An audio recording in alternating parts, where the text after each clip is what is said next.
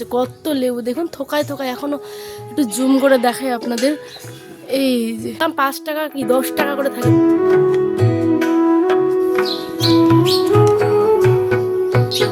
আরে দাঁড়ান দাঁড়ান, ভিডিওটা স্কিপ না করে কিন্তু একদম দেখে যাবেন। হ্যাঁ চলুন, আমি পাইল উত্তর দিনাজপুর থেকে নিয়ে হাজির হয়েছি সুন্দর একটি ছোট্ট ব্লগ।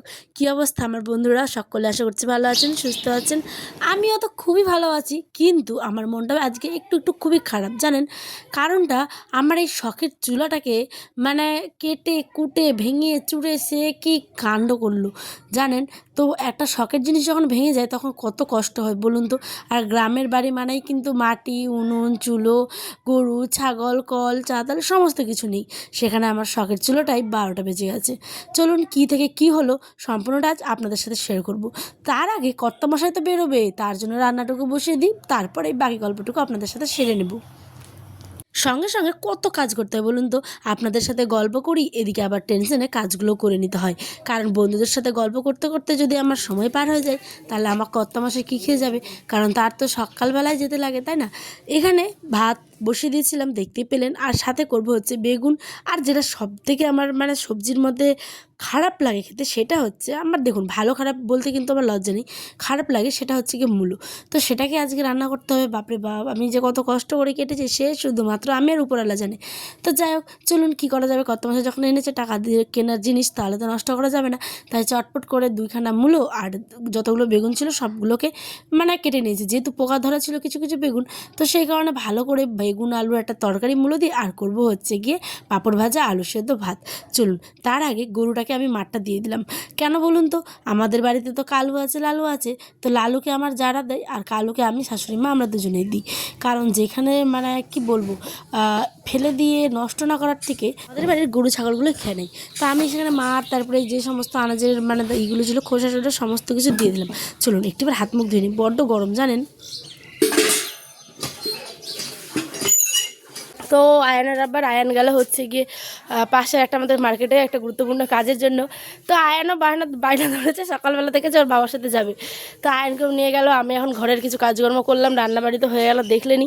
এখন যাব বিছানা গুছাবো, কাপড়গুলো কাচলাম, আর এখন গিয়ে স্নান করব, তাহলে শান্তি। এখন আবার আসবে রেশন দিতে, রেশন আনতে যেতে হবে যদি আসে, যেহেতু আজ বৃহস্পতিবার। তো সেই জন্য হাটবার, আয়নের বাবা তো চলে যাবে স্কুল, তারপরে হাট, তারপরে মানে দোকান টোকান করে একদম রাত্রে আসবে।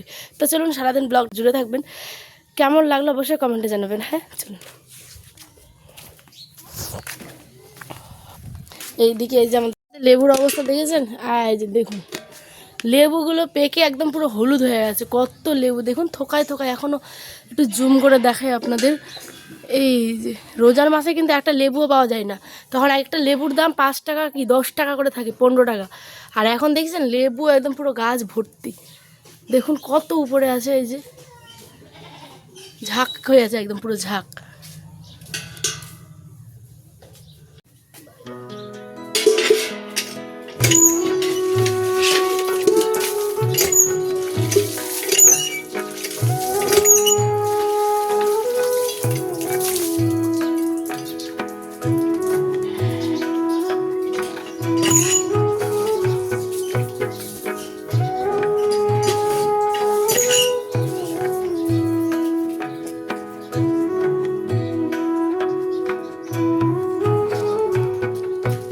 শুনতেই পেলেন কর্তামশাই কিন্তু বেরিয়ে গেছে না খেয়ে দেয় হচ্ছে আমাদের পাশের একটা স্ট্যান্ডে।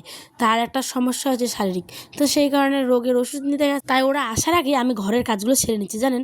এই যে বস্তাগুলোতে এত পরিমাণে ধুলো হয়, মানে কি বলবো, মাটির বাড়ি তো মানে মাটির যেহেতু উঠোন, তো সেই কারণে প্রচুর ধুলো আসে পায়ে পায়ে। তাই ভাবলাম যখন রান্নাবাড়ি কমপ্লিট হয়ে গেছে এদিকে, তাই জগে জল এনে ভালো করে এটাকে আমি একটু পরিষ্কার করে দিচ্ছি। কারণ এক ঘর এক বারান্দা ভালো করে না পরিষ্কার করলে হয় বলুন। যারা যারা মানে থাকেন একটা ঘর একটা বারান্দায় তারা শুধুমাত্র এই কষ্টটা বুঝবেন। যাই হোক বন্ধুরা, আমিও আপনাদের মতোই আমিও কষ্ট করেই থাকতে পছন্দ করি। কি আর করা যাবে, যতক্ষণ না ভিড়ে বাড়িঘর হয় মানে নিজের সেপারেট বাড়িঘর হয় ততক্ষণ কোনো উপায় নেই। তো চলুন, এটা আমার শ্বশুর মশাইয়ের আমলের বাড়ি আর কি। তো যতটুকু পারি সম্পূর্ণতে চেষ্টা করি পরিষ্কার পরিচ্ছন্ন রাখার। এইদিকে আমি ঝাড় দিচ্ছি, আর ওই যে পুচকিখানা দাঁড়িয়ে আছে আমার ভাতিজি, উনি দাঁড়িয়ে দেখছেন। আমি ভিডিও করলে উনি খুব খুশি হয় জানেন। চলুন রান্না বাড়িটা হয়ে গেছে, একটিবার দেখিয়ে দিই। ভাত, আলু সেদ্ধ, আর কি দেখবেন, মূলো আর বেগুনের তরকারি। এরপরেই যাবো হচ্ছে গিয়ে রেশন আনতে গিয়ে কেমন একটা লজ্জা লজ্জা লাগছিলো জানেন, কারণ ওখানে গিয়ে আমার ভিডিও করতে মানে একটু লজ্জাই লাগে, যেহেতু অনেক গুরুজন মানুষজন থাকে। আর কি বলবো বলুন, এখানটায় আয়নসোনাকে গাড়ি নিয়ে গেছিলাম ওকে, মানে আমাদের বাড়ি থেকে এই 1 মিনিট হেঁটে আর কি, আমাদের বাড়ির একদম পাশে 1 মিনিট। তো ওখানে গিয়েই নিয়ে নিলাম রেশন। আয়নের আব্বার মানে বলে গেছিলো যে রেশনটা নিয়ে নিও। তো চলুন মেপে নিই মানে রেশনটা। তারপরে দেখুন কি অবস্থা হয়, আইসক্রিম নিয়ে যে আয়ন আমাকে কী কী আর করাবে আমি ভাবতেই পারছি না জানেন। তো রেস্টুরেন্ট তো নিয়ে চলে আসলাম। এবার যখন থেকে গেছি আয়ান শুধু বায়না ধরেছে, মা আইসক্রিম খাবো। কি বলবো আপনাদের, যখন থেকে গেছি তখন থেকে না হলো 2টো আইসক্রিমওয়ালা চলে গেল, নিয়ে দিলামই না। এত এত এত জেদ হয়েছে যে কি বলবো, বলছে মা আমি আইসক্রিম খাবো। লাস্টে 5 টাকা করে 2টো। আর জামে একটা নিয়েছি অরেঞ্জ, আর ওর জন্য নিয়েছি একটা বাটি। ওই ঘরের মধ্যে খাচ্ছে। আর আমি এখন বাইরে এসে খাচ্ছি, না হলে পুরোটা একদম শেষ করে দেবে, একটুকু খেতেই দিবে না একদম। মানে আর বেশি খাওয়ালে তো বাচ্চাদের ক্ষতি, যেহেতু ঠান্ডা লেগে যাবে। এখন তো ওয়েদারটা এরকমই আমাদের চেঞ্জ হচ্ছে, তো সেই কারণে পুরোটা দিচ্ছি না। অল্প শুধুমাত্র 5 টাকা দামের যেটা বাটি সেটা দিয়েছে, আর এইটা নিয়ে আমি বাইরের দিকে এসে খাচ্ছি। ওটা নাকি অরেঞ্জ, মানে অরেঞ্জ ফ্লেভারের, কিন্তু খেতে খুব টেস্টি।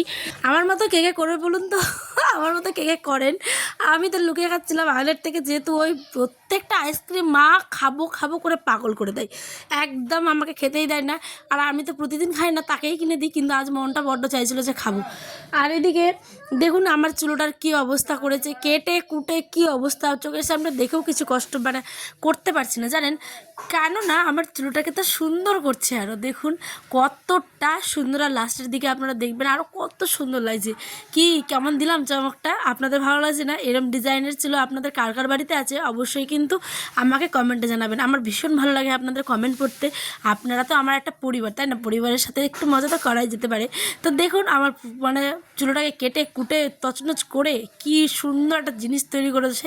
মানে এটা কোনো ঝিরকুন মা হয় না উঁচু উঁচু, ওই সব চুলো নয়, কিন্তু এটা একটা নতুন ডিজাইনের চুলো আমাকে বানিয়ে দিল হচ্ছে মামি। মামি তো ক্যামেরার সামনে অন ক্যামেরা আসতেই চায় না, মানে ভীষণ লজ্জা পাই। কিন্তু কি করা যাবে বলুন, যার যেরম ইচ্ছে, তাই না? তো আমি তো জোর করে নিতে পারি না। তো একটুখানি দেখেছিল, আপনারাও দেখেছেন মামিকে। তারপরে ভাবলাম চলুন একটু লেপা মোছা করি, মাটির বাড়ি বলে কথা, একটু লেপা মোছা তো করতেই হবে। আমি আবার এই সমস্ত করতে এক্সপার্ট। আমি যেমন কম্পিউটারে চালাতে পারি, ঠিক তেমন মানে আমি এই সমস্ত কাজও করতে পারি। আমার ভীষণই ভালো লাগে। তো এখানে একটু কাদা বেঁচে গেছিলো জানেন, তাই কাদাটার মধ্যে একটু জল দিয়ে একটা নেতা দিয়ে ভালো করে মুছে দিচ্ছিলাম, তাহলে দেখতেও বেশ পরিপাটি লাগবে। আর আমার দৌড়ের সামনে মানে যে গেটটা, ওটা না ক্লিপস নিতে ভুলে গেছি, যেহেতু এত তাড়াহুড়ো করছিলাম। আয়ান দেখুন প্যানও পরাতে ভুলে গেছি। বাচ্চাটা জাস্ট ঘুম থেকে উঠলো, উঠেই বলছে মা দুধ মুড়ি খাবো। ওকে দুধ মুড়ি খাওয়াবো, বাসন সমস্ত কিছু আগে ধুবো, স্নান করব, ওকে হাত মুখ ধোয়াবো, তারপরে দুধ জাল দিয়ে মুড়ি খাইয়ে দিব। তো দেখুন মানে কেমন লাগছে আপনাদের অবশ্যই আমি মানে জানাবেন আমাকে। আমি তো খুব এক্সাইটেড ছিল তো রান্না করার জন্য। আয়নের আব্বা বলেছে জ্বালানি কিনে আনবে, এনে আমাকে দিবে। ঠান্ডাটার সময় কিন্তু রান্না করব আর বেশ আগুন তাপবো। কি সুন্দর তাই না? এই যে রাতে খেলাম হচ্ছে ডিনারে আজকে মোগলাই। আমাদের এখানে যেহেতু মেলা বসেছে দুর্গাপূজার, তো এখন 7 দিন ধরে মেলা কিন্তু চলবেই। হ্যাঁ, তো এখানটায় আমি মোগলাই এনেছিল বড়মশাই, আর রাত্রে রান্না করলাম হচ্ছে পাঁপড় ভাজা আর মাছের তরকারি। আর ওই যে রেশন আনতে গেছিলাম, সেটা তো একদম ভোর সকালেই চলে এসেছিলো জানেন, আপনাদের তো বলতে ভুলেই গেলাম। সেই যে ভোরবেলা এসেছে, লাইন এখানে আমার মাথায় হাত, এত লম্বা লাইন। মানে প্রত্যেকটা বড় লোক হোক কিংবা গরিব মানুষ, প্রত্যেকে কিন্তু এই মানে একটা জিনিসের জন্যই লাইনে দাঁড়াতেই হয়, তাই না বলুন? আমি কাউকে ছোটো করছি না, আমার মনের কথা তাই শেয়ার করলাম। দেখুন 1 থালা মাছ হয়ে গেছে, এদিকে এখন মশলাটা কষিয়ে মাছগুলোকে ভালো করে কষিয়ে রান্না করে নেব। তাহলে চলুন ব্লগটাও আজ এখানেই শেষ করছি বন্ধুরা। সকলে ভালো থাকবেন, সুস্থ থাকবেন। আর হ্যাঁ, ব্লগখানি কেমন লাগলো অবশ্যই কমেন্টে জানাতে ভুলবেন না। আজ আসি, দেখা হবে অন্যদিন নতুন দিনে নতুন ব্লগের সাথে। টাটা।